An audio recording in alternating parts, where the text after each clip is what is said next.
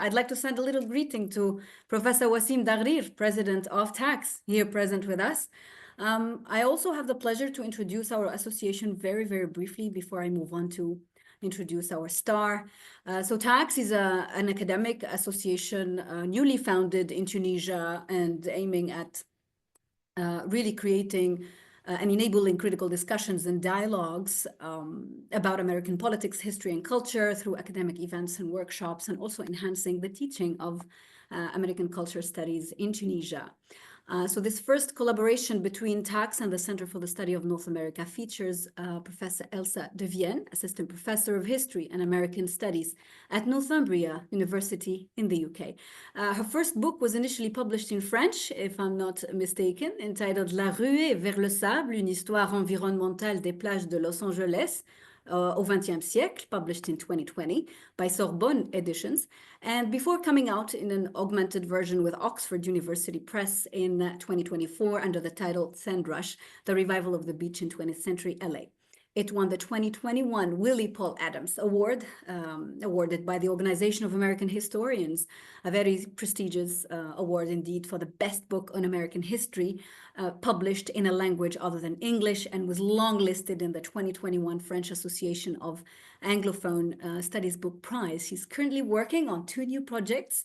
The first one, funded by the British Academy, Loverholm Small grant, is entitled The War on Plastics, A History of Anti-Plastic Activism in the US.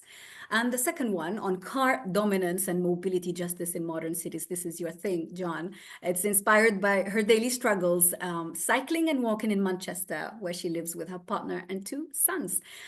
In Sandrush, actually, Professor Devienne examines how Los Angeles coastline was reshaped between the 1920s and 60s. During this time, engineers, city officials, and developers worked to transform the city's eroded and polluted beaches into vast and modern recreational areas, primarily catering to the white middle class. This ambitious project involved expanding beaches, tearing down older structures, building new infrastructure like parking lots and freeways. While these changes reinforced LA's image as a model for coastal planning and improved public access, they also came at a cost. The revitalization and efforts to marginalized communities, including African Americans, LGBTQ+ individuals, bodybuilders, limiting access to these public spaces. And this book explores how these artificially engineered shores not only shaped urban development and social dynamics, but also had lasting environmental consequences, which we hope will be addressed by our prominent panelists today in this webinar. And Elsa, let me confess, my favorite chapter is Beach Buddies. I love the chapter. I love how you linked coastal engineering to the concept of bodybuilding and to who gets access to the beach. That was very illuminating. I was trying to, draw parallels while reading that between LA and Tunisian concept of private beaches. I give you back the floor now, John. Thank you, Yosra. Okay, great. Well, let's get into it. Katharina, I will turn it over to you, and I'll let you know if you get to 10 minutes, but 7 to 10 minutes are yours. Okay, thank you so much. I'll keep the thanks brief. Thank you for inviting me to participate in this webinar, and thank you to Elsa for putting out this book. I'm speaking the truth. This was one of the greatest books that I've ever been assigned. Often it's, oh, you're assigned to read a book, and it's a little annoying, but this was just, I read this with so much personal gain. Thank you. So what I will do, I will touch on 2 aspects of your approach and your argumentation that struck me particularly, and I will then, as Yosra and John asked us to do, speak to an aspect that resonated with me reading this book in this particular place where I live, which is Munich in southern Germany, close to the Bavarian Alps. So here goes. What struck me particularly about the approach and the argumentation, first, Sandrush stresses the entanglement of the human world and the natural world. Donna Haraway has famously coined the concept of nature culture to designate this relationship. The Los Angeles shoreline would not look like what it looks like today if it hadn't been for human intervention. Right? There was this vast transplantation of the Hyperion dunes to enlarge the shoreline to 2 to 4 times its size. But also in the Anthropocene, nature is affected, obviously, by human existence and human action in large ways. There was the pollution and the litter crisis of the 1940s and 50s. To keep beaches clean from the waste that human existence and consumption entails, public spending is necessary. And you outlined how this was for a large period of time. This was possible due to the local oil revenue. Whether this interest to keep beaches clean is out of concern for natural preservation or in the economic interest of keeping the tourism industry running, the bottom line is that public spending is necessary to keep beaches clean and to prevent erosion. As Elsa, you cite the dramatic projected erosion until the year how do we even call this? 2100, unless humans, more specifically governments, act. And although, Elsa, you make clear that the state of California and the municipalities in the Los Angeles area are financially responsible for maintaining the beaches in the area and keeping them clean, the apotheosis of neoliberalism represented by the second Trump administration has major ramifications for the maintenance of the US national parks. Will Elon Musk's frenzy of cutting government jobs and government spending in the Department of Government Efficiency, an institutional name that might as well have come straight out of a George Orwell novel, might this result in mass dismissals and major budget cuts? The answer is likely yes, as just a couple of days ago, the Trump administration dismissed 1,000 National Park Service employees, according to an Associated Press article. The second aspect regarding Sandrush's argumentation and approach that I'd like to touch upon are the ambiguities and perhaps unintended side effects that redesigning Los Angeles beaches and the infrastructure surrounding them entailed. In chapters 4 and 6, you, Elsa, impressively detail how city developers, local governments, and entrepreneurs sought to purge Los Angeles beaches from undesirable elements, queer people, the demi-monde, racial minorities, and to turn the shoreline into a space that would attract the white nuclear family. These actors modeled amusement facilities on the shores and the infrastructure surrounding the beaches after Disneyland, one key goal being to prevent white flight and thus to keep the municipalities on the waterfront economically powerful and socially respectable. They largely succeeded in preventing white flight, and spending time on the beach remained or became again a preferred leisure activity of the white middle class. And yet, via the large-scale acquisition of beaches as public property, clean and accessible beaches were available to communities outside the white middle class norm. However, racial minorities, students, and queer people were subjected to large-scale police surveillance, making these beaches less welcoming to these social groups than to the white middle-class nuclear family. And still, Venice Beach persisted as an enclave for queer people, marijuana-smoking students, etc. And now I'll come to the point, how does the book resonate in the place where I read it, that is southern Germany? And I'll be talking about snow, somewhat counterintuitively, since the book is about beaches, but the eco-crit topic in times of climate change is hopefully made obvious. Okay, so I live in Munich, close to the Alps. The northern part of the Alps is on the territory of the state of Bavaria. Their southern part is on the territory of Austria, and then further west, the Alps stretch across Swiss, French, and Italian territory. And so through climate change, skiing is increasingly becoming impossible. At the same time, skiing has also become very expensive. So a middle class and upper class leisure activity. And so this is where I'm going to go. For the past years, the climate crisis has resulted in decidedly too little snow in ski regions in Bavaria, so Northern Alps, and in Tyrol, that's the Southern Alps, it's a province in Austria, right? And so ski resorts that aren't at least 2,500 meters above sea level, that's 1.5 miles above sea level, they're facing an increasingly hard time with natural snow. 2 winters ago, the situation was particularly dire. In the ski resort where I usually go to in Tyrol, in Austria, the valley is at around 700 meters above sea level. You take the gondola up to the mountain at 1,100 meters, and then there are various lifts, and the highest goes up to the peak to 1,800 meters. In the first week of January 2023, at 1,100 meters, so where you get out of the gondola, it was 12 degrees Celsius. That's around 53 degrees Fahrenheit. The local authority and ski lift company decided to use artificial snow in a grand manner.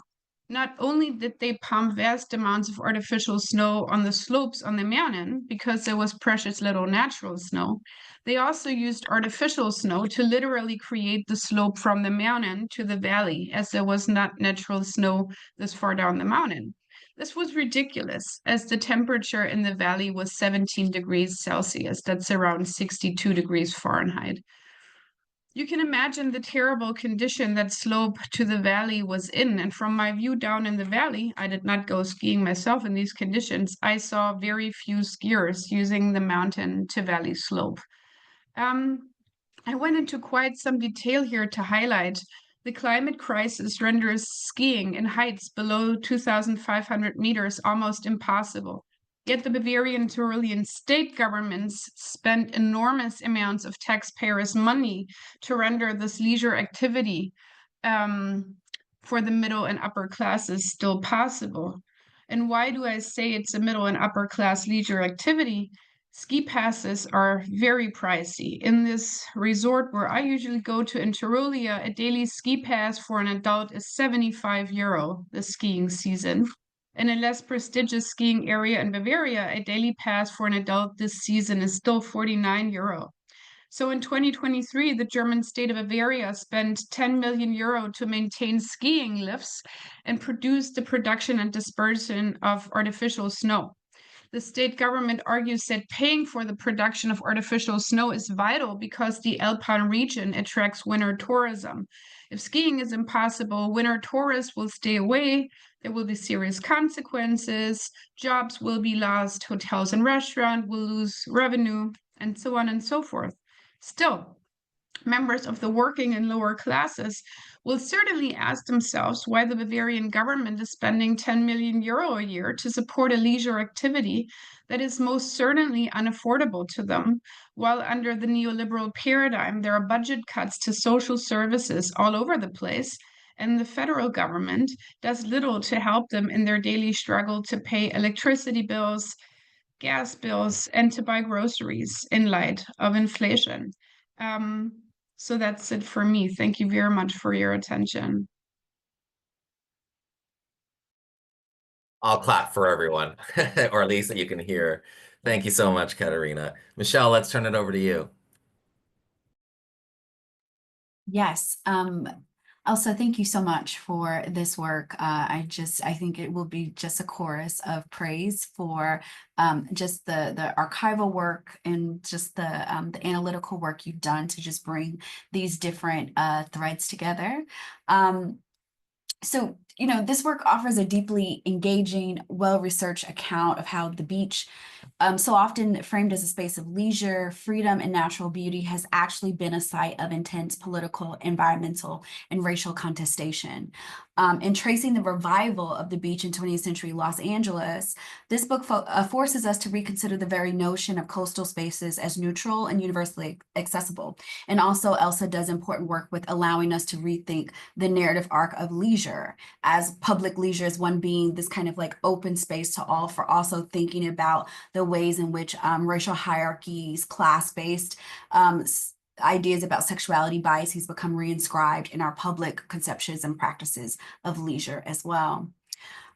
Furthermore, this important work demonstrates that beaches were actively shaped by state intervention, urban planning, racialized exclusion, and environmental engineering. And the book's focus on the ways in which beaches were not only developed, but also policed and contested makes an important contribution to the history of public space and how we think about it in the United States. For me, sitting for where I am, I'm in upstate New York. So there's not many beaches around, but I am a long-term devotee and a frequenter of one Coney Island down in New York. But, you know, I really appreciated just this deep history in the ways, and it is very much a story that is focused and centered on LA and California broadly, but particularly the ways in which you're jumping back and forth and allowing us to contextualize what's happening in California vis-a-vis this gesturing towards the East, I think for me personally was very illuminating and allowed me to appreciate particularly, and I think you make a compelling point, the way in which California departs from what happens in the East by thinking about the ways in which they want to really lean into and embrace this kind of like classed idea about like what the work that the beachfront and the coastal space is supposed to do. I think, you know, for me as a scholar who works on Black and Indigenous history, I'm very, you know, intrigued, and that was the part of the work. There's so many wonderful things, but that animated for me. And so I really appreciated at the forefront in how you talk about the presence of Indigenous populations who predate, right, the founding of LA as a city. And personally, I think one of my big questions is trying to think about what happens to Indigenous practices and Indigenous engagement with the space across the 20th century. We kind of, you know, of course, you know, it becomes very harder to track that. But I think I'm particularly interested with that, particularly when we think about the ways in which Indigenous communities have their own, you know, longstanding ideas of what it means to steward, ideas about ecology and the relationship to the land. And so I think there's, you know, I'd be really interesting to hear some of your thoughts on that. Secondly, the history that you give of Black Angelenos in particular, I thought was really rich and nuanced. I love the photos, the archival work, the narratives that you're able to marshal to just give us insight on the ways in which Afro-Angelenos, as you call them, are using and thinking about the beachfront space. For me, I think the big kind of case study, if you will, that stands out to me is Bruce's Beach, which is dispossessed by the city in 1924. And actually Elsa ends the book by thinking about the epilogue, the return of the land to the descendants of the Bruce family, right? And it's such a timely book in so many ways, right? But we know, like, after, right, we write a book at a certain, you know, kind of finite time, that the Bruce descendants have actually returned that land right back to LA. And so I'd really want to hear you talk about that, Elsa, and what you make of that. And I think many of my comments, I think for the rest of it, are really going to focus on that case, because I think it animates so much for me and thinking about the field, thinking about just your wonderful interventions. So, right, eminent domain is a kind of like legal concept maneuver that operates in the United States to take land from private citizens for public use. And what is interesting that happens in the Bruce's case is that this kind of public use thing actually doesn't come about very immediately. There is this moment that Elsa tells us about. It actually might go to private people, and then it just kind of falls through, or at least it's going to be much more commercial than it ends up, and then it comes back into public hands. And so I think there for me, the whole debacle raised questions about who's allowed to own private property. And I don't want it to sound as like a kind of capitalist argument as it is, but later when, you know, the planners and the city leaders have the opportunity to think about what to do about private beaches, they very deliberately exempt like white, like owned beaches and private clubs from any type of like push to get back public ownership, right? But the Bruces, as African Americans, are not allowed that same, their right to private ownership is subordinated to the idea of public usage, whereas the private ownership of the beach clubs and the exclusive white owned spaces are not similarly subordinated. And we see that a lot in US history, which I think is really compelling. And to that, I think your work raises really interesting tensions about actually what it means to be public and what public use means. So, you know, at one point you talk about 51% of the beach is open to public, whereas only about 28% is actually in public hands. So like held in ownership by the public. And how do we think about, right, land being dispossessed from indigenous and then, you know, African-American families and communities to be framed as public use, but we know that their access to that land is not equal. It is not really public in the ways that the kind of rhetoric would frame it as such. And so I think there's some really interesting things to think about in terms of that. And finally, I think that your work is really poised for considerations along this kind of emergent, but I think a field that's really getting a lot of attention recently, which is Black ecological thought and Black ecology, and thinking about the ways in which African descendant peoples are thinking about their historic relationships with the land, the fact that they are outside. You know, anecdotally, right, the idea is that, like, you know, the environmental movement, ecology movement is very white. It had no spaces for Black, for people of color to really be in those spaces and to have those conversations. And so I think this work that you do to reframe and to widen out the scope of your picture in terms of how you're looking at how people are using space. And it is about leisure, but I also think it is about a kind of push to make clear that the environment, that land, that these coastal waterway spaces are ones that many people are laying claim, or at least a relationship to, in really compelling ways. And so I think that that's also just a really rich intervention that you have, and that pushes us to really reconsider things in some really compelling ways.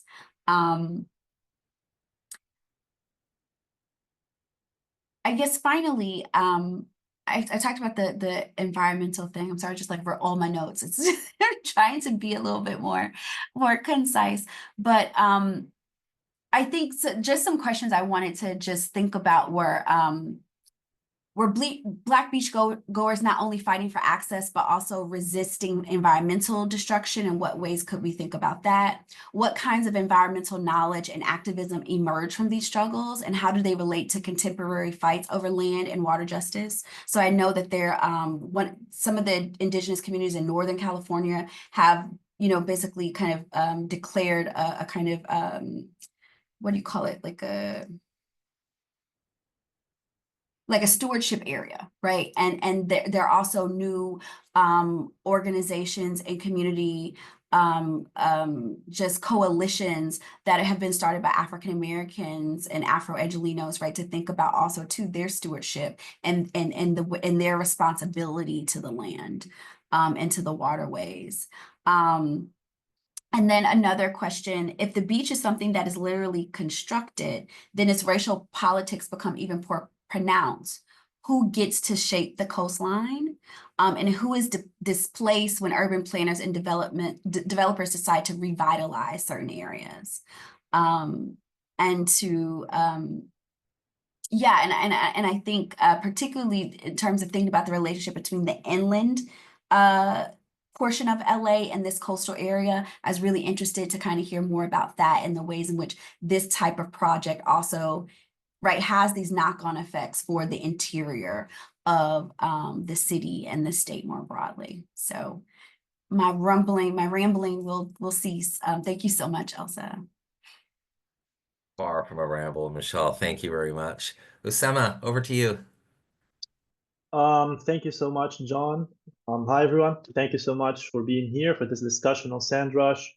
It's a real pleasure to have everyone here. It's a real pleasure to have Elsa with us today. Going through Sand Rush was an excellent experience to me, especially in shedding light on the role of political and economic lobbying that is in shaping what we inherently and sometimes even unconsciously, I might say, think of as natural spaces. Whereas such spaces can actually, the spaces themselves and the culture around them can actually be manufactured and artificial. The book makes it clear that LA beaches are in fact highly engineered and they can be considered as politically contested spaces even. And one very important point, in my opinion, that the book brings up is the unintended environmental consequences of what we might describe as beach modernization, maybe. Early beach lobbyists, such as city officials or engineers or what have you, underestimated the long-term environmental consequences of their interventions. And the book makes this clear. Issues such as erosion and pollution were actually very prevalent, and they continue to affect LA's coast today. So it's interesting to me, at least, to consider how these early urban planning choices set a precedent for the way cities continue to manage or mismanage their natural resources in the face of climate change. I try and link this to what's going on today in LA, or what has happened in LA in terms of the fire, which was actually international news, and everyone was following what's going on in LA. So for the Los Angeles fire has similarly exposed how urban expansion and land mismanagement and climate change are making natural disasters worse.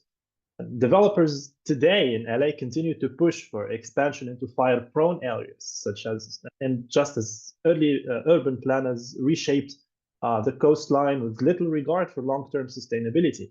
Meanwhile, authorities often rely on reactive solutions, and rather than addressing the underlying causes of all of these environmental issues. So I'm particularly interested in what Elsa might think, given these parallels, that whether the current approach to urban planning and fire prevention simply reflects the continuation of the same historical pattern, the same historical approach that was apparent in beach modernization, at least in terms of policy making. Is this really just a failure to learn from the past? We study the past to learn from it. So is this a failure to do exactly that? And if so, what lessons can be drawn from the beach modernization era that might apply to today's challenges, environmental challenges, urban planning challenges that the Los Angeles area is going through? One of also the most compelling aspects that this book addresses has to do with how it exposes the contradictions within the modernization of beaches, the process itself. Because while the beach lobby worked on improving public access to the coastline, their vision of a modern beach was not a neutral one. It was deeply tied to economic profit, to real estate development, and more importantly, a specific ideal of who should have access to these spaces. And so this is especially interesting because the book mentions the clear opposition to a more centralized and publicly funded approach to beach planning, which limits democratic input, you see. And it suggests, at least to me, a broader tension in US politics between government regulation and private interests within this particular space. And so I'm interested to know whether the efforts to modernize the beach were entirely guided by this desire to social engineer who has access to the beach, or was this social engineering merely a consequence of such modernization process? Which one guided the other, you see? Was the modernization process in essence a discrimination process, or was discrimination a consequence of such modernization? How do you think this reflects broader patterns of exclusion, at least in urban planning? Because if I personally think about it, it has certain similarities with what we see today in terms of gentrification, where modernization actually makes life at least unbearable or unaffordable, that is, for certain low-income groups, for certain minorities who have to leave their communities, who have to change their way of life because of gentrification, because of modernization. I could say the same thing about public housing and the idea of the projects in the United States, which urban planning is one of the main reasons that created the haves and the have-nots, the affluent America and the other Americas, this division between the projects and the wealthy suburban areas, you see, which is also a consequence of urban planning. And so I find it interesting to know your opinion on whether there are any continuities, any patterns there between beach modernization and urban planning regards. I mean, at least concerning the politics of exclusion in the United States. And within the same context, tackling the emergence of the beach lobby here, I mean, it raises different questions about the efficiency of technocrats, bureaucrats, private interests, and so on, considering the social implications of urban development and so on. And so I just want to know your personal opinion on whether you think that a more grassroots movement would have led to different outcomes in the face of all these powers, all of these lobbies, all of these institutions that came together to provide a particular vision and a particular approach to beach planning, to beach modernization. Would the existence of a more grassroots movement really change that? Could we have different outcomes? Could we have had different outcomes back then? And could we have different outcomes today if we rely more on grassroots movement and more on democratic impact, at least in the face of these powers that keep on influencing how the US approaches several aspects of policymaking, including urban planning. One final thing that I try to do is, of course, link this work to my own country, to Tunisia, in which coastal tourism plays a major role in the economy, and there are similar tensions between development objectives, environmental sustainability, and public access. Projects here that are aimed at expanding and privatizing beachfront areas have often led to restricted access for local communities, and they also raised concerns about equity and environmental degradation. And so the same thing that you talk about in the book that happened in Southern California there is a comparable aspect to that, to what's going on in Tunisia, to what has been happening in Tunisia. And so I'd just like to ask you, how do you think the historical experiences of beach lobbying in Southern California might inform policymaking in other countries, including Tunisia, in terms of balancing economic growth with ecological and perhaps social responsibility as well? What lessons can policymakers take from LA's experience, both positive and negative? Because the way we can change this is through influencing policymaking. And so what are the real concrete lessons or strategies or approaches that perhaps grassroots movements, activism, and so on and so forth could actually learn from the LA experience to influence policymaking, to avoid repeating the same mistakes, which we see happening still in the LA, or at least in California. I think that should be it for me, honestly. Thank you so much again, Elsa, for being here with us. Thank you so much for taking all these questions, and I do look forward to your answers. Thanks so much, Oussema. Myka, you're up next. Great. Yeah, thank you. So first, again, thank you to John and Yosra for inviting me to participate. And thank you, Elsa, for writing such a great book. The problem with going last is you basically just repeat all the kind of great points that everyone else has made, but maybe kind of refigure slightly differently. And yeah, I think like others, I just wanted to touch on a few of the many aspects of the book that I found particularly kind of generative and exciting. And so the first was the way in which the book provides a kind of view of California when we take the beach instead of its kind of the freeway, and probably that kind of freeway ghetto pairing as its center. And so as someone who's spent a lot of time working on the urban and on infrastructure, I tend to end up reading a lot of books about the freeway. And so those books are always about California, right? And so thinking about the freeway as a tool of racial segregation, the freeway is a site where fantasies of freedom and mobility are staged, and so forth. And indeed, the freeway also, right, plays a key role in your book as well, right? Particularly the Santa Monica Causeway that was proposed in the 1950s that you explain was successfully resisted by an alliance of environmental groups and working class and racial and social justice groups. But I found it kind of fascinating to think about what the history of LA, California, and kind of indeed the US looks like when the freeways and the highways are turned into like a background force and the beach kind of moves to the foreground. And I just thought it was interesting, like the kind of different things kind of rise to the surface. And then second, though related, I was really fascinated by one of the insights of your book about the seemingly and quite surprising co-constitutive relationship between the beach and petroleum, and how that relationship emerges in all kinds of mediated and direct ways. So just to name a few of the kind of examples you give, right? The beach as a site of oil extraction, the presence of the Standard Oil Company refinery in El Segundo, the centrality of cheap petrol and automobility and making the beach accessible to the masses, your kind of broader narrative about the suburbanization of the beach, which brought with it the expanding of automobile infrastructure like parking lots, the use of oil revenues from the tidelands in the 1950s for future park, beach, and recreation projects, the 1969 Santa Barbara oil spill, which catalyzed the passage of the Proposition 20 and the creation of the Coastal Commission. And then, of course, the emission from burning fossil fuels, and particularly burning petroleum, right, which, as you argue in your epilogue, is the kind of biggest threat to the future of California's beaches. And so I thought it was also kind of this incredible, actually, history of oil, and just the way in which oil and the beach, which you would think of as kind of separate things, right, at every moment are entangled in all of these interesting ways. And I found that kind of so illuminating and kind of fascinating. And then third, I think I talk much faster than I thought, so I'm going to be brief. So, but third and finally, I was really interested in the way in which the book really itself kind of staged the battle, but also thought about the battle over what a beach is. And I guess as a literature scholar, one of the questions I had while reading was that of characters. And I was really curious. I was really wondering who were the protagonists of the story, like who were the antagonists of the story, and maybe that's like a genuine question for you. Like, were there people where you were like, that's the hero, like that's the person I want to win, or like that's like the kind of arch enemy? Yeah, and I was just curious to kind of see who you saw playing those roles. But as I kind of read on, I also came to the realization that obviously the beach itself is in some ways, right, the main protagonist, but it's a protagonist that is very much in flux, and that the people who populate your book were battling over, right? So is the book nature?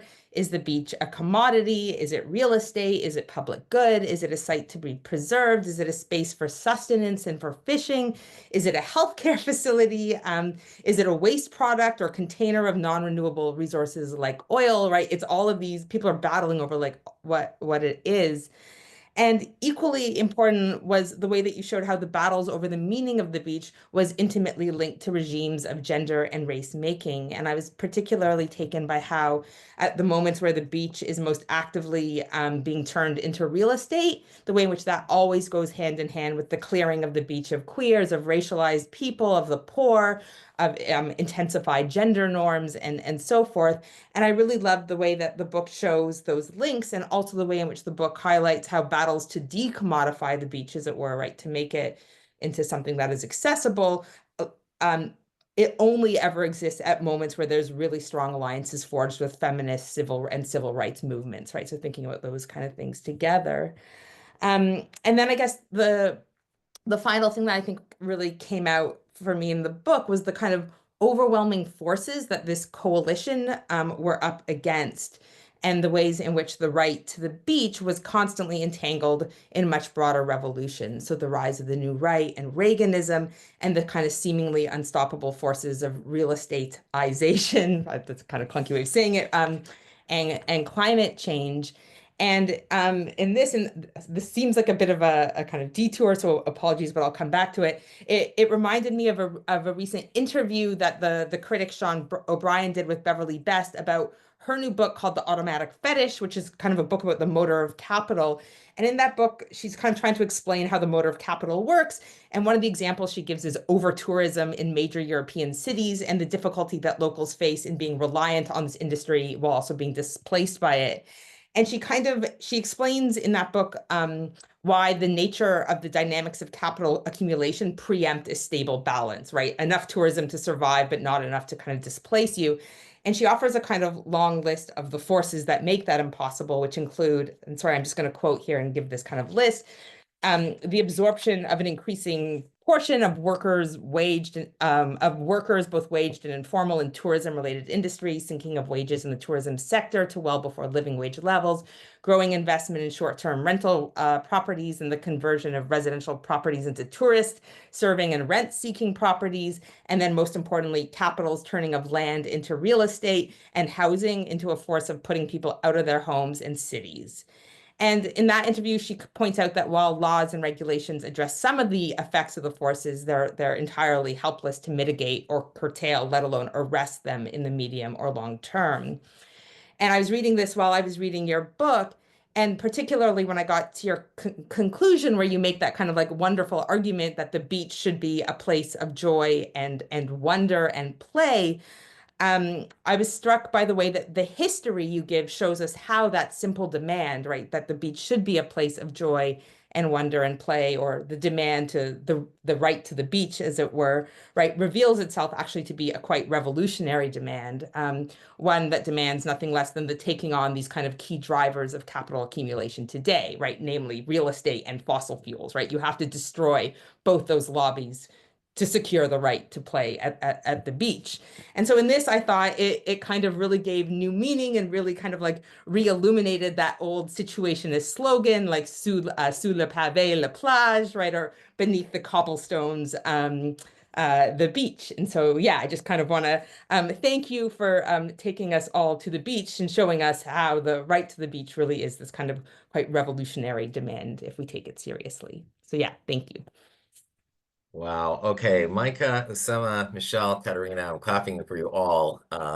These are just an amazing set of comments. Elsa, I'm not particularly envious of you at the moment, though I am also very curious to hear what you have to say to this set of brilliant, insightful comments and questions. Over to you.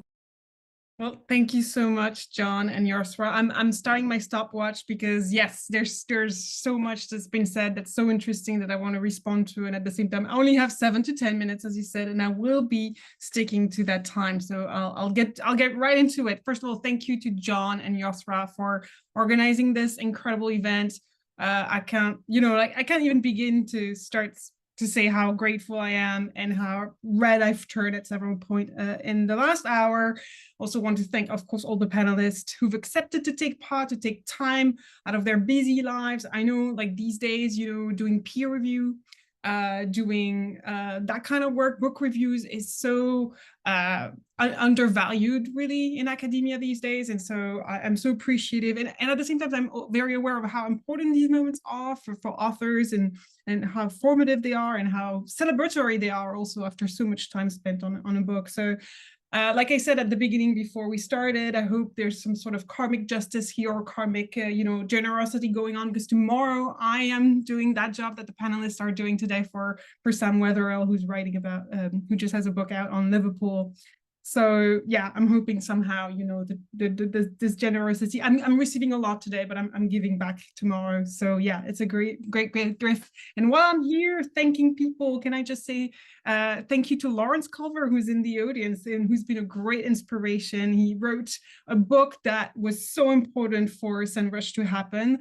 He wrote The Frontier of Leisure, Southern California and the Shaping of Modern America, which was really the first book that to me really took seriously this idea that LA and California invented leisure and exported it to the world, which is an idea that was so powerful and that I kind of like took along with me and threaded along to talk about the beaches in LA. Now, I love the question you asked to the panelists. How does the book resonate with regard to where they live?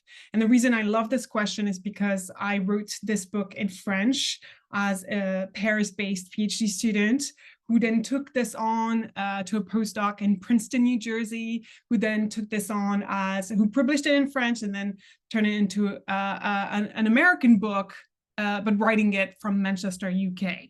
So obviously it was never going to be just a book about LA. It was always a book that I wanted to resonate with global trends, what was happening on shorelines across the world, in cities across the world. So I really, really like that you asked this question. I also should say that it is indeed a sort of second book in a way. The fact that is between the French and the English translation, I did a lot of book talks and people gave me a lot of feedback, meant that I had the opportunity to sort of have a redo, if you want. And this brings back to, just for a second, what Michell said about the fact that she appreciated the part where I talked about indigenous uses of the beaches prior to colonization. And actually that part is new. Like that wasn't in the French version. I'm completely ashamed to say, but I kind of had like this like narrow focus on the 20th century in the French version. And, you know, with everything, what I had been reading on indigenous studies, indigenous history, and also people asking me those questions, I was like, well, that's a big omission and I need to like do the work. And so, you know, I read a lot about the Tongva Gabrielino, who were, you know, the tribe that lived in the Los Angeles Basin, and, you know, spent many afternoons reading anthropological studies. And, you know, in the end for 2 pages, but 2 pages that I'm so happy about, that I'm so happy is there, that I couldn't have faced an American audience not having had this in the book, because that was a huge omission. So yeah, thank God for a second book, I guess. We should all have this opportunity for a second, you know, edition of our books. Anyway, thank you so much, Katharina, for your comments. I loved your point about the idea that public spending is necessary. I think a big takeaway from the book I wanted was this idea that beaches are infrastructure. They're not just natural, they're hybrid, but they're also infrastructure. We really have built them as this, and as such, they are going to need future maintenance, especially in the era of climate change. Also, I don't know why, but at one point you made me realize how the beaches of LA in a way are everything that Trump hates. It's a place where we've returned you know, land to African Americans who were dispossessed of it. It's places where we're trying to fight climate change, taking science seriously, but at the same time, it's also exactly what Trump loves, all these privacy-obsessed people who are refusing the reality of climate change. So, I mean, it's such an interesting place for that reason, because it has all these extremes in the same place. How is California going to fare in this new second Trump administration is hard to say.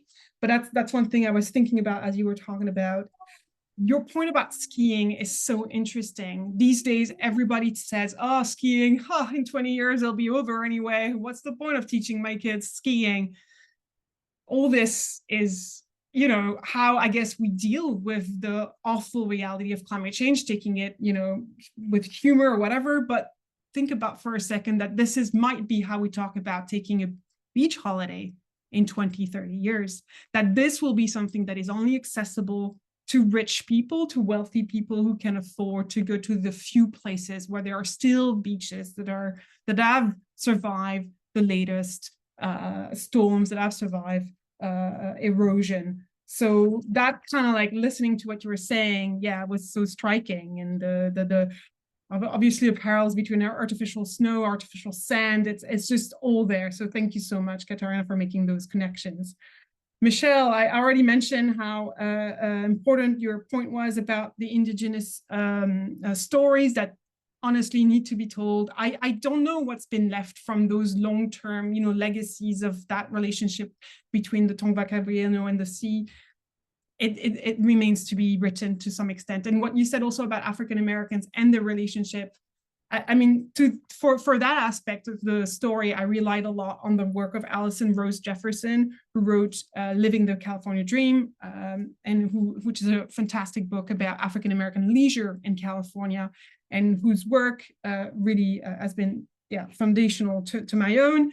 And she, in particular, because she's a public historian, she's very involved in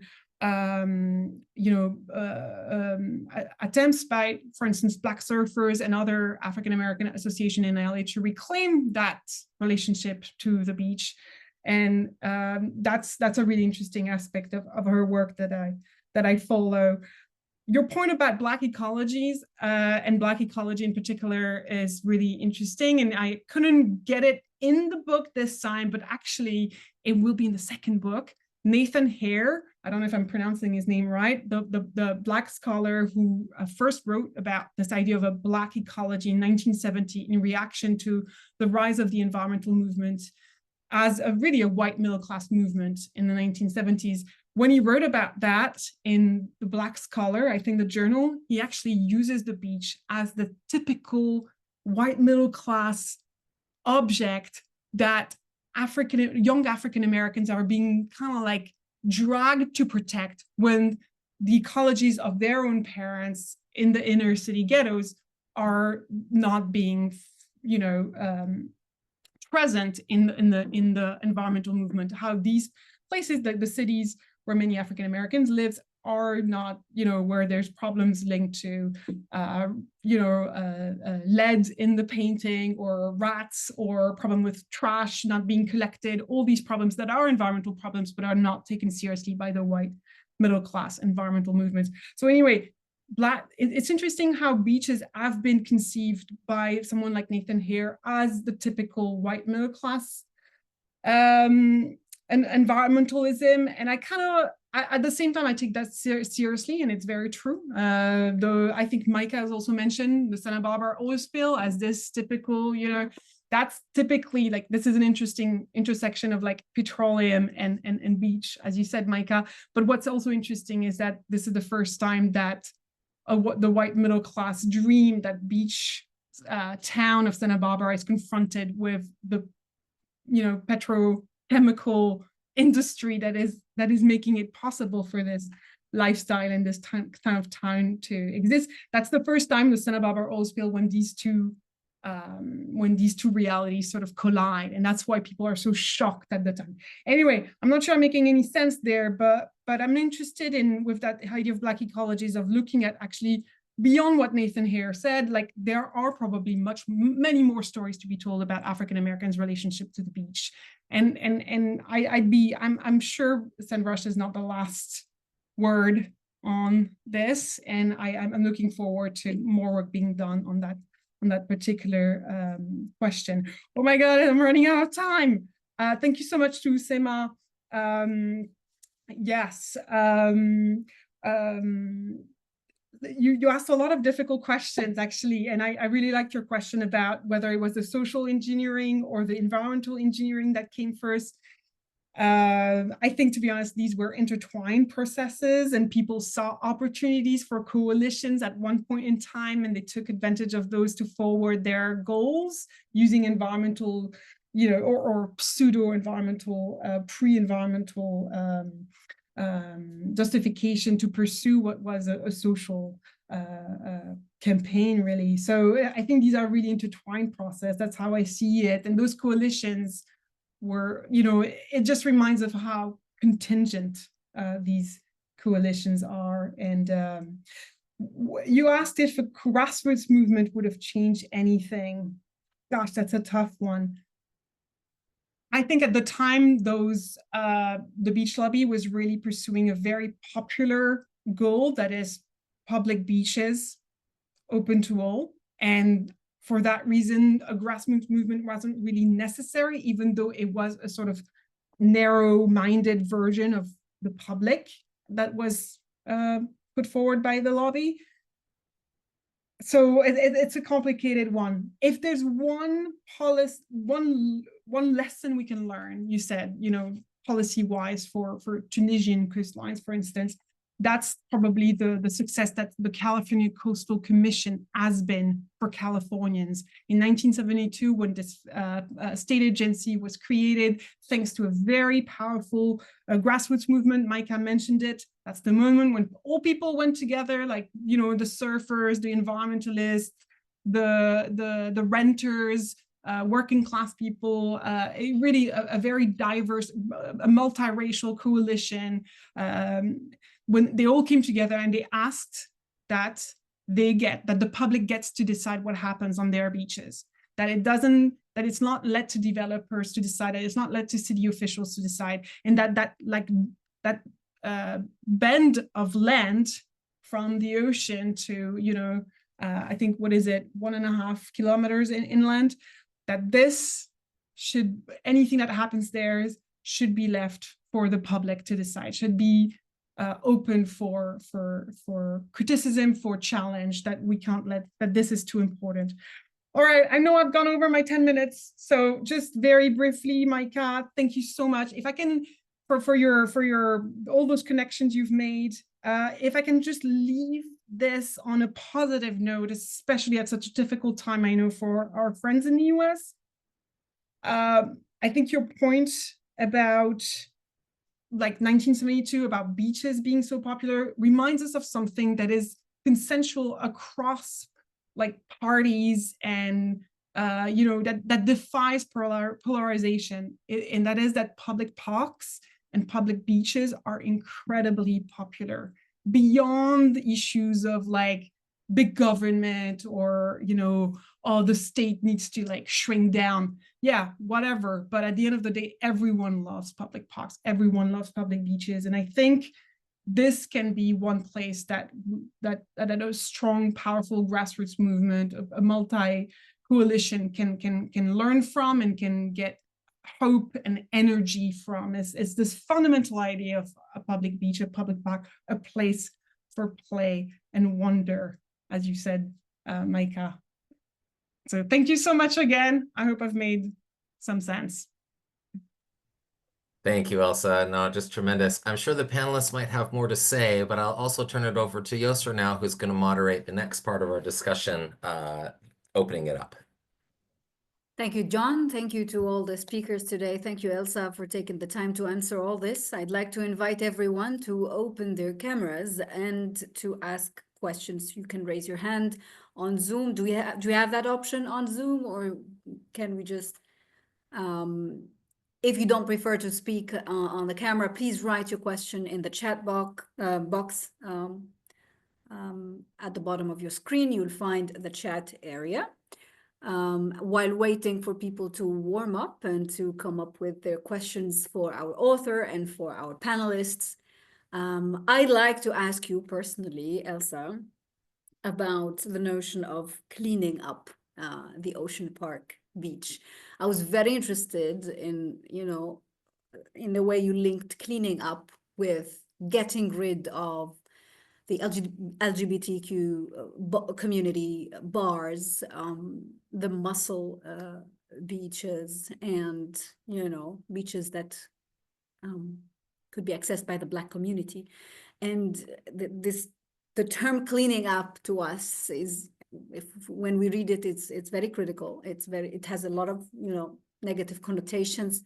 And I'd like to understand your use of cleaning up. Is it something that is already entrenched in the culture back then? Is that what they meant by, you know, when you said beach engineers and, you know, these coastal engineers allied forces with morality defenders in order to clean up the beaches?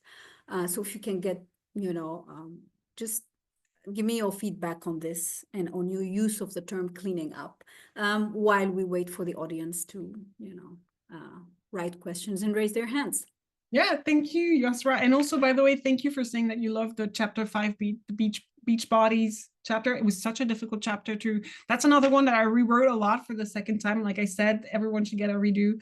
And I don't know, for some reason, body history was harder to write about than the parts that were more like environmental or scientific. So I'm so glad you liked it, Yosra.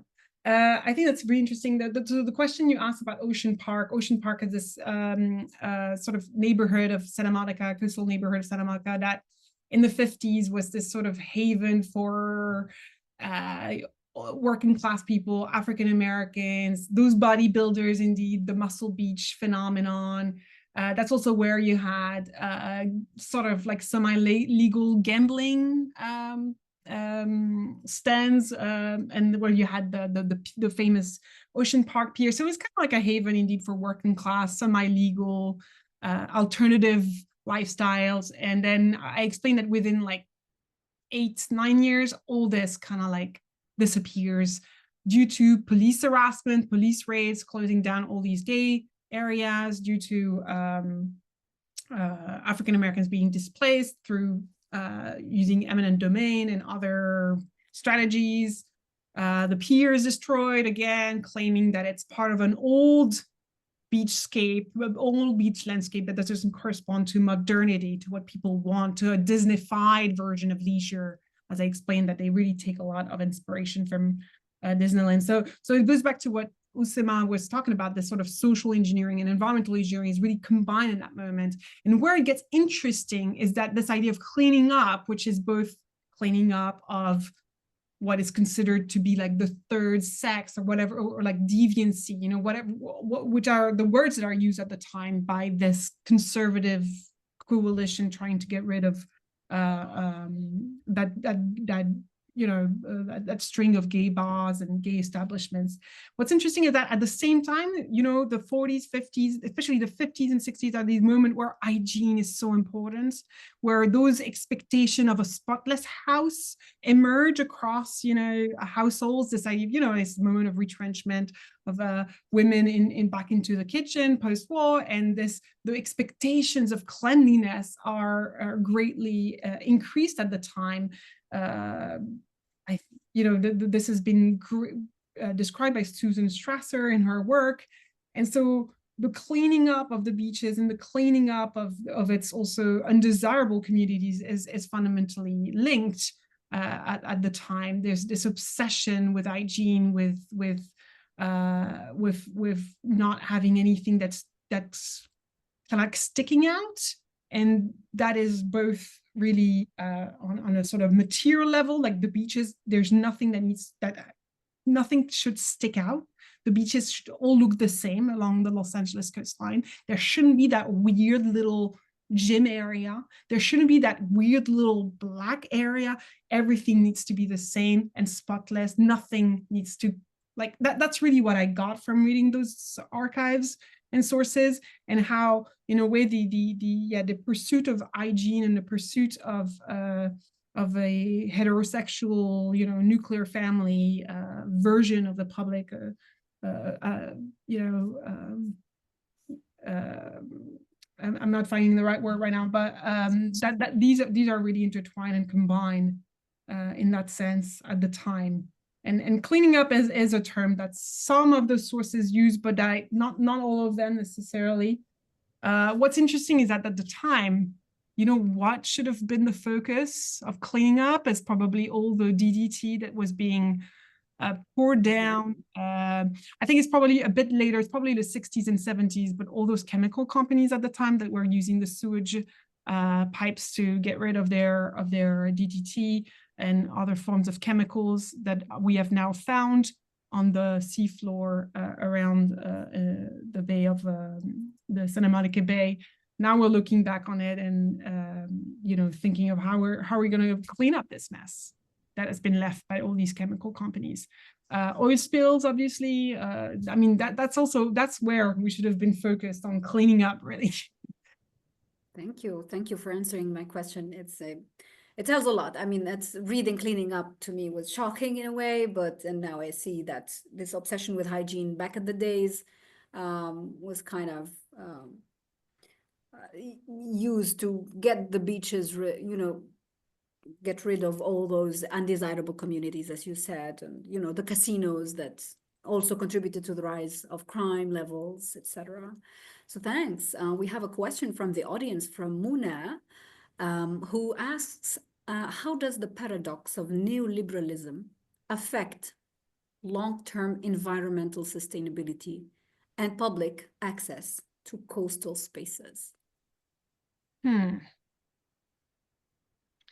Well, I think the paradox really in LA at the moment is really exemplified by what's happening in Malibu, in the sense that, so Malibu, obviously, we all know about it. It's been on the news lately with the LA fires. Neoliberalism demands that this incredible piece of land keeps on making money, keeps on increasing in prices. That's what the real estate industry needs from Malibu. It's an incredibly striking place where nature has created, cliff sides, dropping into the blue ocean and beautiful hillsides in which we've excavated enormous areas to build those mansions.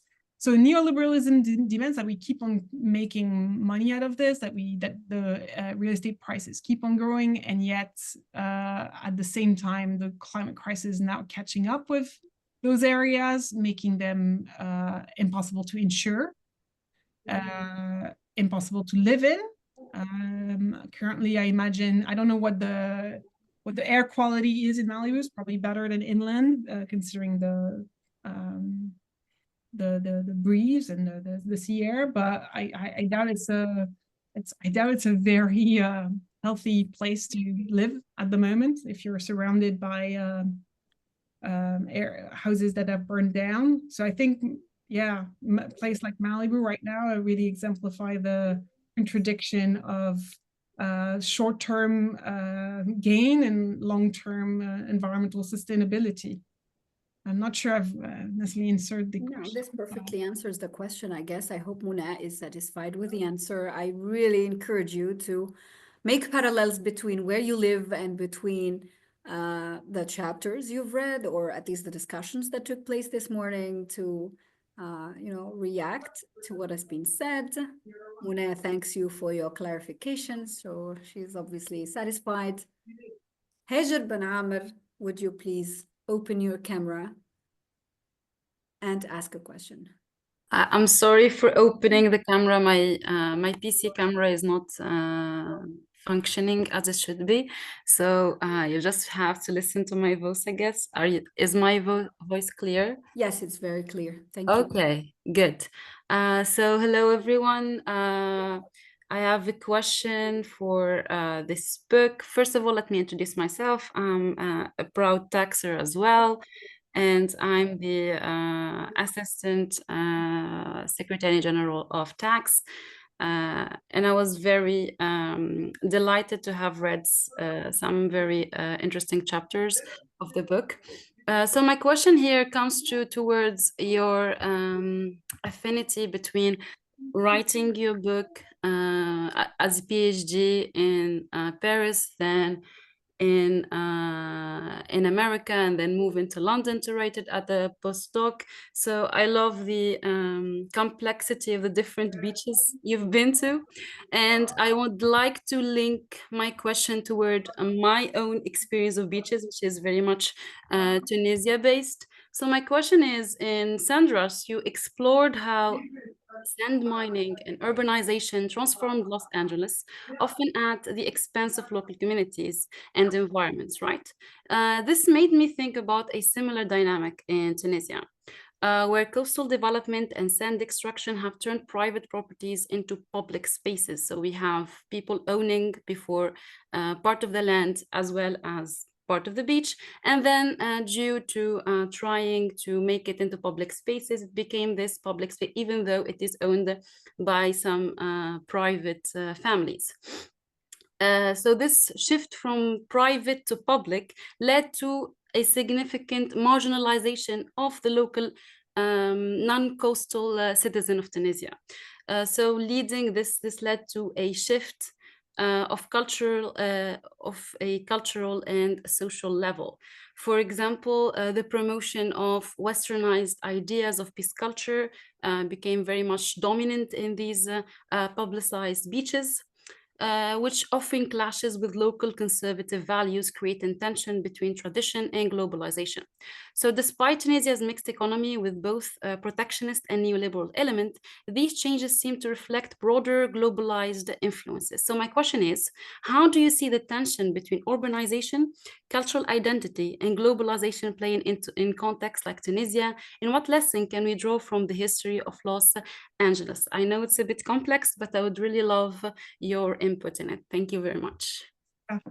Thank you so much for your question. That's great, and that's really bringing up a lot of important themes. I think, first of all, that's so.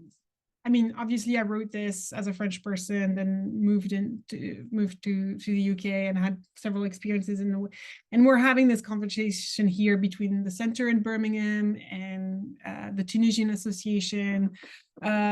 So it's just so interesting that, I'm looking at this as someone who's teaching American studies at a moment when US aid abroad is being cut And yet here we are, all of us, who brought us, for many of us here who are not based in the US. I know Michelle is, but many of us aren't. And yet here we are, fascinated by, horrified by, but nonetheless writing about the US. And largely, this is the product of, the soft power, all that US influence since the post-war. We, right now, this moment is the result, the product of all that work and money that's gone into creating the American superpower. And right now we are seeing it being destroyed. So just wanted to bring that up. First of all, the paradox of that, and maybe trying as we all can to draw some inspiration, some lesson from that. I don't know what exactly I'm trying to say here, but I want to maybe bring that back to how it can inspire your own work and how it has inspired my own work to write about American studies from always a sort of like distance perspective, and to write about and to go back to the origin of the book, which is really about how, as a 22-year-old, I arrived in LA and I saw the beaches and I was like, what the hell? They've built the freeway, they've built housing, they've built like apartment buildings. What the hell? What, a giant parking lot? That's the first thing you see when you arrive in Santa Monica.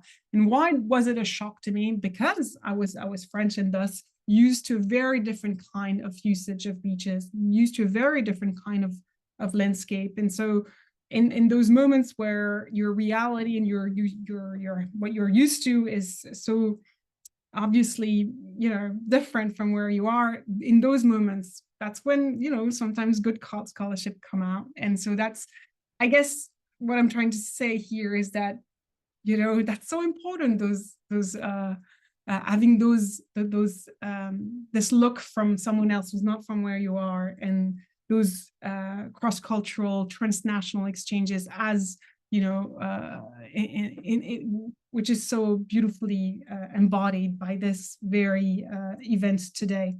So, draw strength from your experience of Tunisia in your own work, in the same way that I draw strength in my own work from my experience as being French. To go back to your question on, to be honest, I kind of like lost track. Can you remind me of your question at the very end, before you talked about the story of the book? And Yes. I went on a rampant a little bit. Okay, so my question is how do you see the tension between urbanization, cultural identity, and globalization playing out in contexts like Tunisia? So basically, the main point here is the clash between the conservative local culture and the imposition of westernized ideas of what it means, like in the quotation, beach bodies, for example, or the beach culture, So in the context of neoliberalism, globalization, urbanization, what do you think about this? I know it's a bit complex, but I would love to. No. I think there's a great book actually that really that I would really recommend you read it. And right now its name is escaping me. I think it's called Coastal Arc. I'll come back to it. It'll come back to me. But where there's some great chapters on Tunisia specifically, and coastal urbanism. What I think, what I try to do with the book is really to explain how LA is the origin of our expectation of what a modern beach should look like in the 20th century. And those expectations are extremely indeed marked by cultural norms in the West. And those are now, and really, if I could have expanded on the book further, I would have looked at how that sort of LA model is being applied to non-Western places, and how in doing so that version of the beach as LA, with those kinds of beach body, the palm tree, even in its ecological aspect, a white sandy beaches, but not all beaches are white and sandy. There are beaches with rocks and beaches with black sand, and there are beaches where obviously people shouldn't be wearing two-piece bathing suit because it'll go against what people are used to. So if I had been able to write another epilogue to Sandbrush, that would have been like, what happens when you apply that sort of dreamlike version, idealized beach version that's all originated from LA to places where it's not going to work because the environmental context is different. Coastal ecologies are extremely different from one to another, but also where indeed cultural mores are different, where what we expect a beach to be is different. Where in some places, a good beach holiday, you need to have a beach umbrella, you need to have a beach chairs, you can't just sit on the sand, otherwise it doesn't feel right. Like there's so many expectations about, or in China or in Asia, East Asia, where sun tanning is not necessarily going to be something you want or yearn for. So and again, it goes back to what I was also talking to John and Yosra just before. You know, it reminds me to this horrific video by Trump that was circulated on the Middle Eastern Riviera. Again, applying this European model of the Riviera to tame, you know, and colonize. In this case, unfortunately, in a very direct material militaristic way, but also culturally colonize a place, just giving it a little bit of exoticism from the place, you know, like how much hummus is being featured and how much like belly dancing is being featured, just a tiny bit of exoticism from the place. But Orientalism. Really, sorry, Orientalism, absolutely, that's the word I should have been using. But really applying this sort of, and in this case, it's not the LA beach version, it's the Florida beach. It's the Trump Florida version of what a beach should look like. In other words, a private beach. Yeah. That is, you know, surrounded by hotels and that is privatized. So I think there's more to be written. I'm going to try to find the title of the book that I think you'd be really interested in. I would love to read it. Thank you. That was such a good answer. Thank you very much, Hajar, and thank you so much, Elsa, for answering this question. I'd like to give the floor now to Dr. John Munro, who has a question, it appears. Well, I do, but you know, it's very interesting. I see Nadra's question in the chat, and it's a very similar version to the question that I have actually. So let's take Nadra's question and maybe I'll come back afterwards. All right. So Nidr, I have a trouble opening the whole question. Do you want me to read it? You got yes, it? please. Could you do that? Sure. Yeah. As a researcher in beat generation studies, it was enlightening to learn that the beach served as a space for various subcultural movements in the 1950s and 1960s, particularly the third beach scene in Venice. My question is the following. In what ways did the beat scene and beatniks shape the social fabric and cultural identity of beach culture? Oh, that's a great question. Aja, I'm not sure about the pronunciation of your name, but I just put in the title of the book that I was mentioning. All right, the beats, yeah.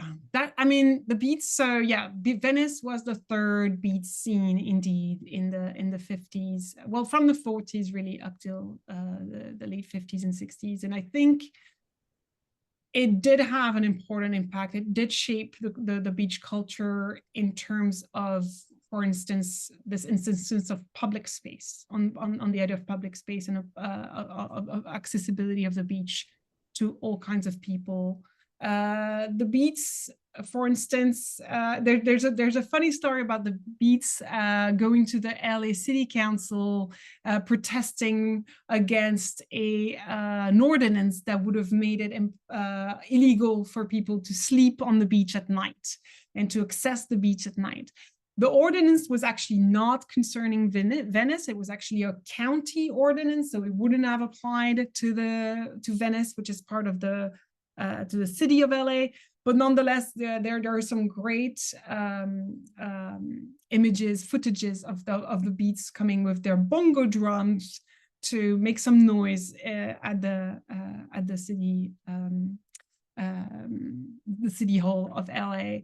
So this funny story is mostly just a reminder that the beats indeed were clamoring for a very different version of urban life and public life, and that for all their problems, they nonetheless really advocated for public space and public access.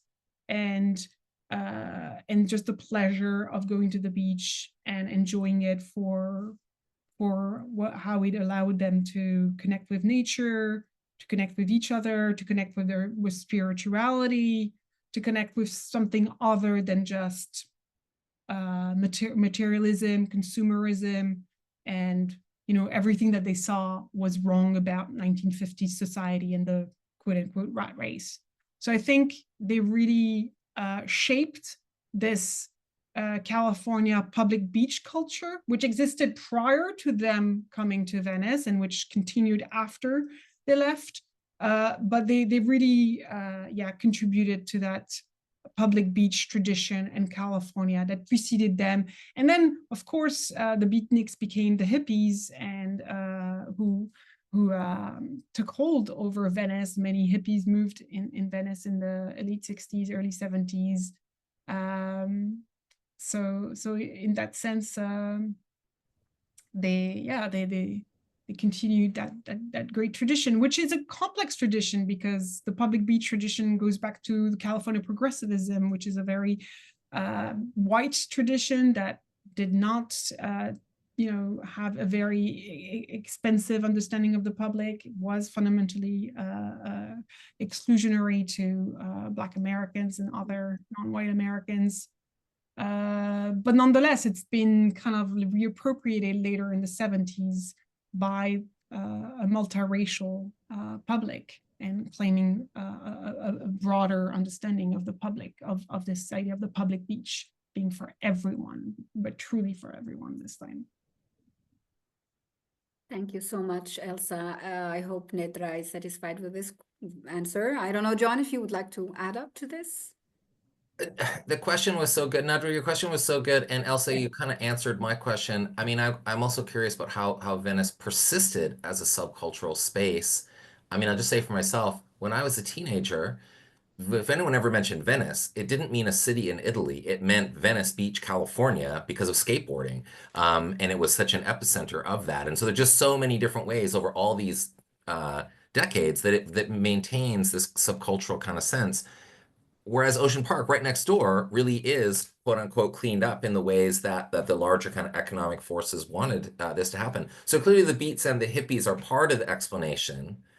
But how does it do so well at persisting? And is it over now? Because what's the situation in Venice at the moment? As obviously the fires and all that, but I just mean in terms of this subcultural persistence. There are some other probably better questions. So maybe you just want to say something briefly about this, and then we can continue. I mean, it goes back to what Myka was, those connections between the beach and oil that you were making, Myka. The reason Venice persisted, the reason Venice is the most expensive area in LA today, more expensive than Beverly Hills, and the reason is because of oil. And that's what's crazy. It's because of oil. Venice was destroyed by oil when oil was discovered on the, along the shorelines of Venice in the early 30s. And so at that time, the city was part of Los Angeles after having been an independent city. And oil really destroyed Venice's, status as a beach resort because of how, destructive the oil industry can be. It's smelly, it's noisy, it's just terrible. If you're trying to run a tourist business, if you have the oil industry moving in, then you're in trouble. So for a very long time, because of the ways in which the oil industry moved in Venice and destroyed the tourist industry, destroyed real estate prices, well, Venice just became that slum by the sea, as a famous beat poet, Lawrence Lipton, called it. And it sort of like was left to rot for a very long time. And also because it was part of Los Angeles City, it was kind of also forgotten in that sense. Whereas Ocean Park, being part of a smaller, more conservative and more, status-obsessed city council, that is Santa Monica, it quickly draw the attention.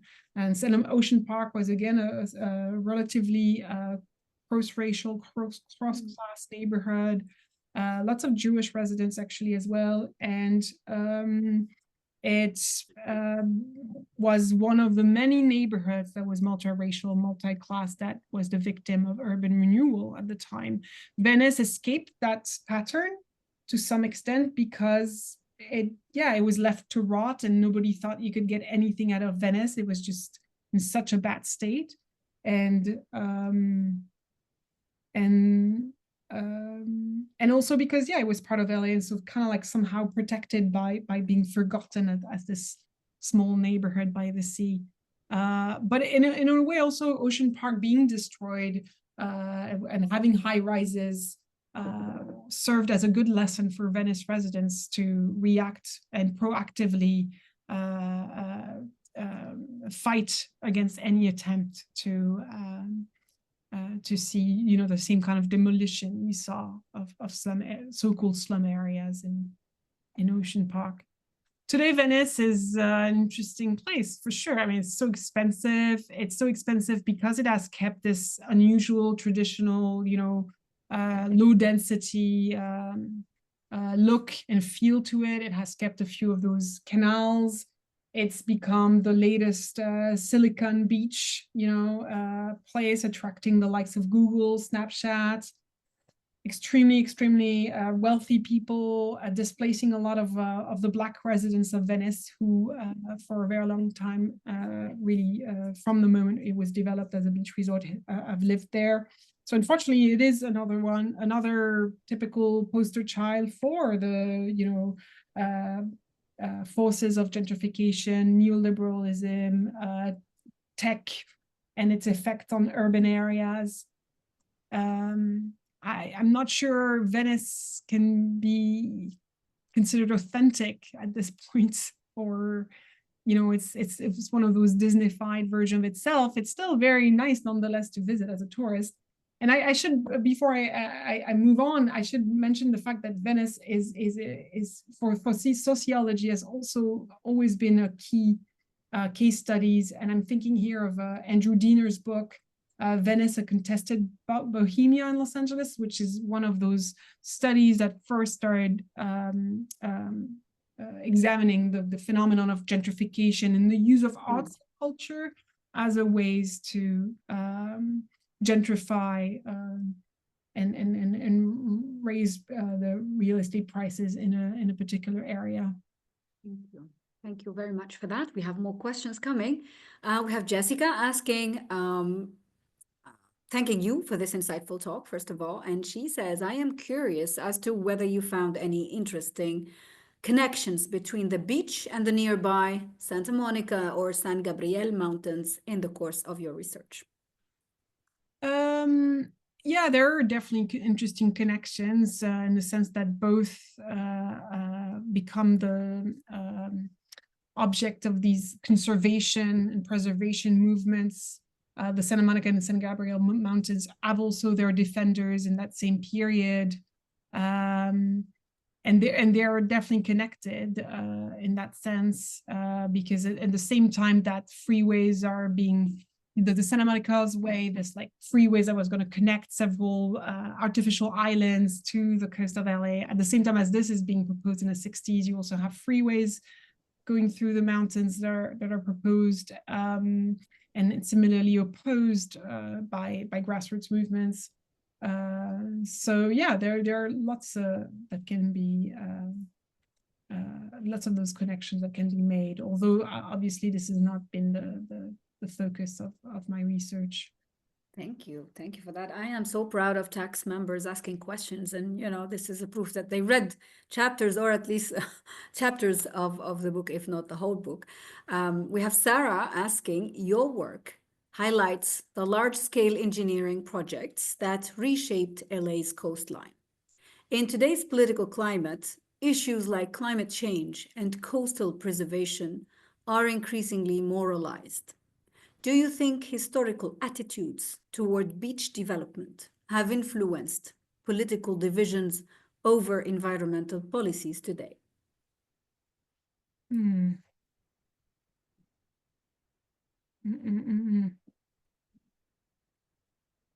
It's hard to say. I don't think people have a very long memory when it comes to beach development. In fact, they have very short memory. So I'm not sure it has necessarily influenced how people see the beach today. I think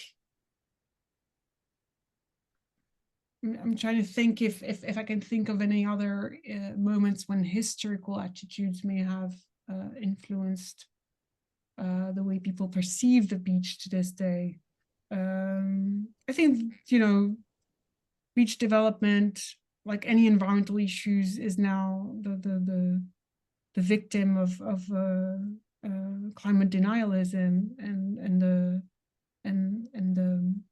enormous amount of money that's been used by fossil fuel lobbies to detract any attempts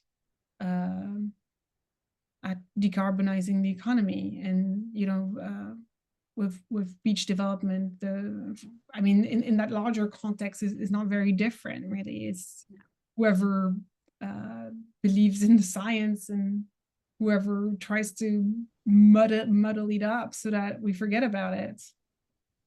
Which goes back to what I was saying about Malibu. We currently have real estate agents that are trying to, like, you know, paper over the reality of sea level rise. What's incredible about the LA fires, really, in a sense, is the fact that we all expected that all these Malibu houses that are so expensive and, like, you know, so coveted, I mean, especially me, would have expected that sea level rise would have caught up with them. But of course, it's the fires that have caught up with them. And for the first time, we can see the coastline in Malibu because so many have been destroyed.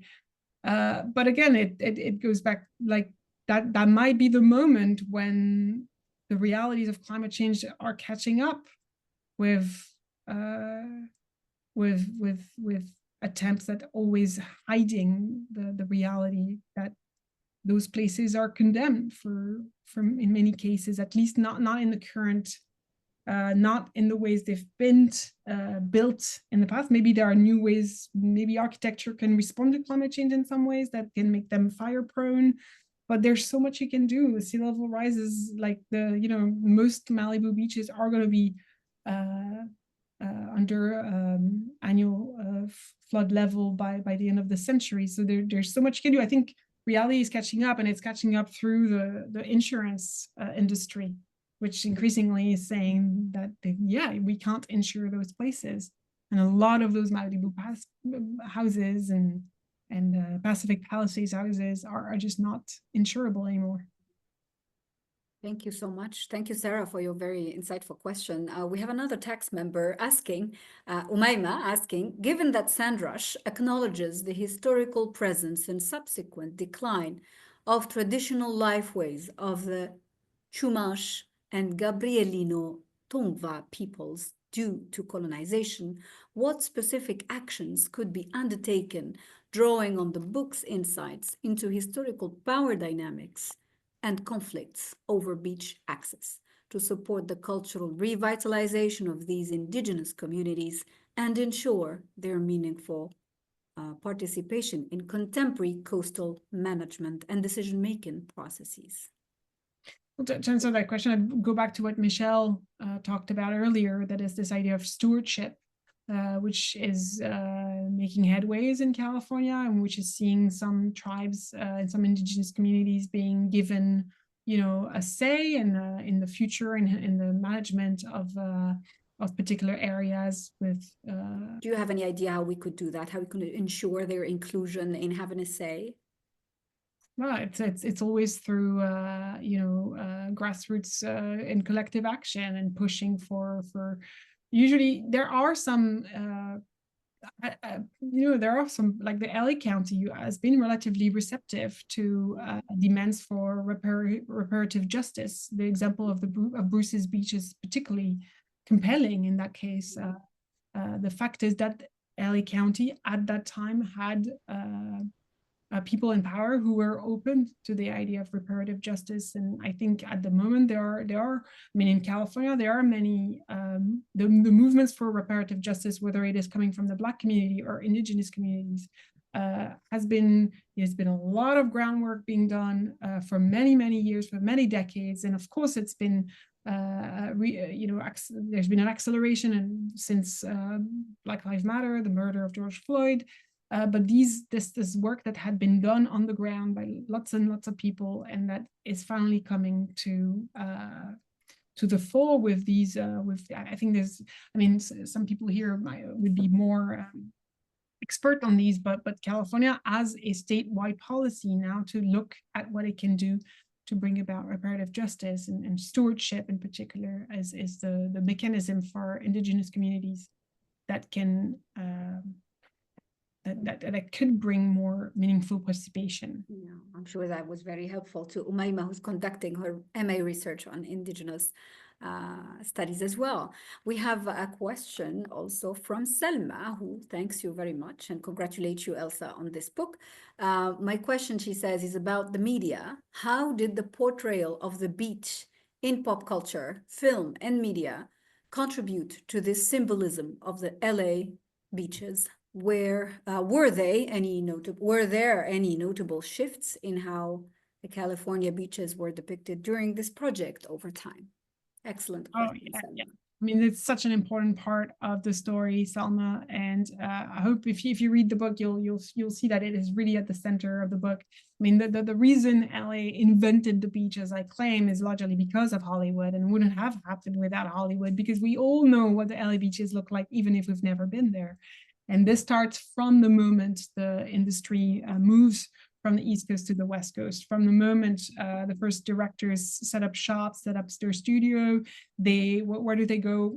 They go to the beach right away, because the beach can be the Riviera, it can be the dunes of the Sahara, it can be anything they want, and it's a wonderful place to especially to film naked ladies, which is what sells, from time immemorial.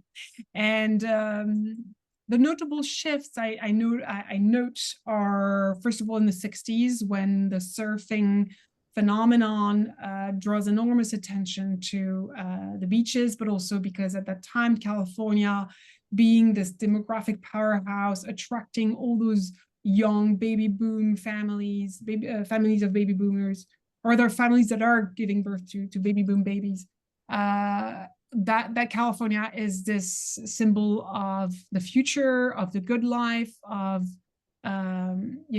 post-war America and its promises being fulfilled.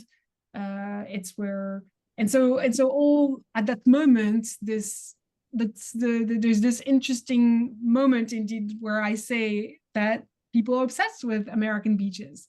People are obsessed with the music coming from there. People are obsessed with how people are behaving on them, what kind of bathing suits they're wearing, how they're tanning, what are their hairstyle. Everything that comes from the California beach culture is extremely attractive and compelling, and the entire and especially American youth are copying those hairstyles and life and fashion and all over the US. And so that moment, of course, is reflected and pushed forward by Hollywood with all the beach movies of that period, from Gidget in 1959 all the way to the American International Pictures, the Annie and the Annette and Frankie Avalon beach movie of that period, which are incredibly interesting, if not exactly the kind of great films you might call them. They're incredibly interesting to look at. And yeah, I mean, if I can think of a final shift, of course, is Baywatch in the 90s, which I've spent a lot of time watching for the epilogue. And we've all watched Baywatch. Yeah, but I had to rewatch it, Yosra. I had to rewatch it, trying to make sense of it. Which, oh yeah, sure. I think, yeah. I mean, in a way, I say that Baywatch is just a continuation of trends that started from the 1910s and 20s, when the first bathing beauties of the silent movie era first started strutting on the beaches. So in a way, there's nothing new. I think the racial dynamics and of the film are not particularly new either, in the sense that Hollywood has always filmed white bodies mostly on the beaches, but they do continue and renew those patterns in new ways in relation to the fact that starting in the 60s, LA becomes an incredibly racially diverse city, attracting in particular new waves of immigrants coming from Mexico, Latin America, Asia, and Baywatch to some extent is responding to the anxieties that these the new city that LA becomes in that period. So yeah, it responds to that, and it responds also to the environmental anxiety. We forget about it, but Baywatch has a lot of environmental narratives, a lot of environmental stories, and a lot of there's even like the Beach Boys come in to play a song about the environment at one point. Beach Boys, yes. Yeah, there's a whole episode where the Beach Boys try to raise money to fight against ocean pollution. So that's where maybe I see a shift in the representation of beaches, where that environmental context of the 90s, where people are obsessed with saving the earth, comes to the fore through the Interesting that you say there's nothing new, but you know, the kind of connections you as historians and us as researchers do put between these issues, we kind of bring to light something that is new and, you know, upcoming every now and then with every generation. So we'll thank you very much, Elsa, and I'm sure you must feel tired today because you've answered so many questions, very difficult ones indeed. I'd like to thank all the panelists, Oussema, Katharina, Myka, Michell. Thank you all. I'll give you the floor, John, to announce what's coming up and conclude this event. Sure, thanks, Yosra, and thanks. I mean, we got panelists from 3 continents. That's what it took to deal with the kind of all the things that this wonderful book speaks to. So just adding my thanks yet again to all the panelists and to Elsa. So again, as I said at the beginning, Sam Klug's The Internal Colony, Race and the American Politics of Global Decolonization will be the next book that we will discuss in this series, probably in June. We're just putting the final details together on that. But this is our first conversation in this series of discussions, and it's just so nice to have this collaboration with Tax, and just so nice to be in this virtual room with you all. So thank you, everyone. Have a nice day. Have a nice evening. See you next time.